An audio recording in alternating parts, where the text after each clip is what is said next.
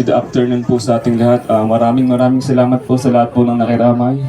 Salamat po sa inyo.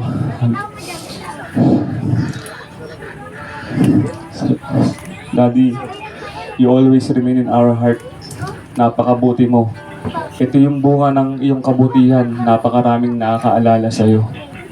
I know na nasa mabuting kalagayan ka ngayon dahil alam namin sa huling buhay mo, ikaw ay humingi ng tawad at nakapagsisi. Para sa akin, si Daddy ay hindi patay. Katawan niya lang ang patay, pero yung kaluluwa niya buhay sa langit. At balang araw, tayong mga nabubuhay ngayon, magkakasama-sama rin tayo sa kaharian ng Diyos kung kayo ay mayroong pananampalataya sa Panginoon. So, sa mga kamag-anak ko na nasaktan, I pray that your heart will be healed. Huwag niyo isipin na dito lang yung buhay. Katawan niya lang yung namatay. Okay? Si Daddy ay buhay na buhay at siya ay nasa langit. Amen. Yun lamang po, maraming salamat. God bless. Yung katulad po ng sinabi ni Dico, maraming salamat po dahil pumunta po kayo sa huling libing po ni Papa. Mamimiss ko po yung luto niya at yung kabaitan na ibinigay niya sa atin lahat at sa aming magkakapatid. Hindi ko makakalimutan yung yakap at mama. Yung mga sinasabi niya sa amin na kailangan namin matandaan yung pagtuturo sa amin. Hindi ko po makakalimutan. At masaya rin po ako kasi nasa heaven na po si Daddy at wala na po siyang kahirapan doon. Mamimiss ko po namin, Daddy.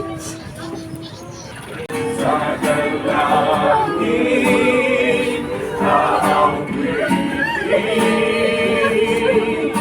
dadakilan mo sa amin. Purihin namin tayo pangalan. Aawitan na may kadakilaan.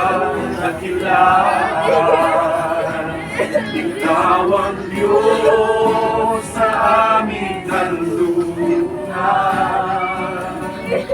Ang pag-asa namin kaligtasan. Masasalamat ang aming hanay. Masasalamat alay ng buhay. Kapilan mo'y pasalamatan. Ibig mo'y wagas kailanman. Sa'yo